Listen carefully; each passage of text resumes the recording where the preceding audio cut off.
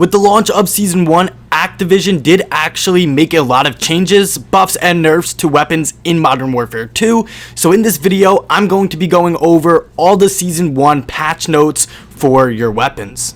Make sure you watch fully to the end of this video so you can find out if your favorite weapons got nerfed or if they did get buffed. So far, Season 1 does seem pretty good. We did get a lot of new content. We got maps, weapons, Warzone, DMZ. So obviously, there was a lot of new content that was added. On top of that, we did get a battle pass and a bunch of other stuff. Obviously, included with this, we did get some little things too. So yeah, we did get a lot. Honestly, the weapons in this game, I would say for the most part, I like. I haven't tried out every single weapon so far. I would say this game is still pretty much on the new side somewhat. So like I said, I haven't tried out every single weapon, but so far I do honestly enjoy the weapons, and honestly I enjoy this game as a whole. Without anything else said, I'm going to start talking about all the different patches, buffs, and nerfs for weapons and whatever else in Season 1 that was changed. There honestly is a lot. So I'm not going to really get into specific detail on every single little buff, every single little nerf, you know, so I'll just read them over. And I'll give you guys the basic info on what is there. I mean, there's really not a lot of info. It's basically just buffs and nerfs. But let's talk about it. So, increase to long distance flinch on all assault rifles. And then for the Gustav 545, your ADS will be increased. So you'll be able to zoom in faster. It won't be as slow. And the iron sight is also going to be improved. So basically, there's not going to be any physical improvement to the play style of how that will play on your weapon, but it's just going to look different. It's supposedly going to look better. That's kind of what it sounds like they mean. The Gustav 74U, your ADS speed will also be increased on that weapon too. And then your hip spread will be increased too. They did make some changes with the M4, or actually it's just one change. That is just going to be hip spread reduction. But then the M16, that actually does have a lot of changes. I haven't used the M16 a lot. Supposedly, from what I heard, it was mediocre. When I did use it, it seemed mediocre too. The only thing that really seemed maybe that I didn't like about it, it just seemed that because it's a burst fire weapon, it seemed almost that it just had a slight disadvantage that sometimes you could really just kind of get caught up in between the firing, especially in this game because the maps are a lot smaller in this game, especially inside. There's a lot of close coordinates, so with the M16, that's kind of like a type of weapon you want to stay medium to long range with. But anyways, they did increase the fire rate, hip spread reduction, recoil recenter speed increase, shot grouping improvement, increase to ADS movement speed. So basically, not necessarily when you're zooming into your sight, but when you are already zoomed in and you're walking around, you'll be able to walk faster. Increased strafing movement speed, semi-auto recoil reduction, semi-auto damage reduction. So those are going to be all the things for the M16. So it looks like they did change a lot up here. Honestly, it seems like from what they did change, it's more so going to benefit the weapon rather than make it worse.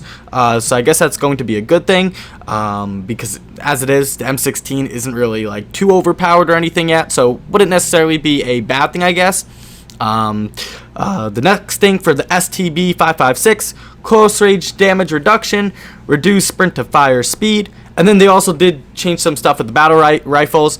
So the FTAC Recon, ADS speed improvement, 5-round magazine speed and handling improvement, hip speed decrease, increased flinch caused by bullets. So that will be everything for the FTAC Recon, which is a battle rifle. And then they did make one change on the SO14. That's just going to be increased hip to fire when in full auto. And then for handguns, increase to close range flinch on all handguns. And then for LMGs, increase to long distance flinch on all LMGs. And then for the marksman rifles, the Lockwood 300, that's going to have damage range reduction. That is what they changed for that weapon. On the SAB50, there's going to be minor increase to flinch when hit. SPR 208 is going to have large increase to flinch when hit. That is going to be everything for those weapons. And then we will move on to the shotguns. So increase to close range flinch on all shotguns. The Bryson 800, hip spread increase, close range damage increase. Like I said, guys, there is a lot of patch notes on here. And it's really just buffs and nerfs for weapons, so I don't want to just go over everything and explain everything in detail and waste your guys' time. So, I'm just going over everything briefly. So, I don't want to waste your guys' time by spending 20 minutes explaining all these different little things. For SMGs, increase to long distance flinch on all of the SMGs. The FFS Hurricane has some changes. ADS move speed increase headshot damage, increase forward damage range. The mini back hip speed increase, ADS speed increase, damage range decrease, and movement speed decrease. PDS 528, movement speed increase, damage range increase, ADS speed increase, hip spread decrease, adding laser and flashlight attachments.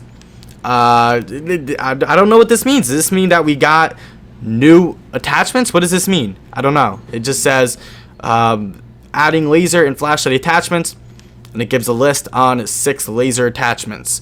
Are these new attachments? Are these... Well, I'm a little bit confused here. So anyways, I will skip over that. I don't know what they mean by that. Something that's a little bit confusing, I would say maybe a little bit recently, the past few years with Call of Duty games, is it seems like when there's something new, it almost seems like it's not explained very thoroughly. It almost seems like we almost get the concept of what it is, but it's not explained very thoroughly. I don't know why this is. Maybe it's just because Call of Duty, it's made by so many different companies, so many different developers that all come together to make one game. So I don't know. But anyways, let's see. What else do we have? So the VLX 46 damage range increase. So that will be it for the SMGs. And then for sniper rifles, on the signal .50, there's just going to be fixed attribute barrels on the signal .50. The 21.5 flooded 50 and the 23.5 SA50 H7. I don't know what they mean by that. I'm guessing they just adjusted the attachments, maybe increased the performance of them or decreased the performance of them. I'm guessing that is what they mean by that. They didn't really say specifically, but yeah, so we did get a lot of changes with the weapons. I wasn't expecting this many weapon changes. I maybe expected maybe a few buffs, maybe a few nerfs on some of the weapons. But I didn't really expect them to make this many changes. So honestly, I mean, I guess that's a good thing. Because it was later in the game. It was a few weeks after the launch of the game. So I mean, hey, if they're making changes, maybe hopefully they're improvements. But we will have to see how these weapons play. Anyways, guys, I do upload a lot of Modern Warfare 2 videos, like tips and tricks on how to get better at the game. Also, like information and news about like upcoming updates and just like things going on with Call of Duty and Modern Warfare 2. So I really would appreciate it if you did enjoy this video to maybe consider subscribing, just so you don't miss out on any more of Modern Warfare 2 tips, tricks, and news videos, as well as it really would help me out a lot. Anyways, thank you guys and have a great day, everyone.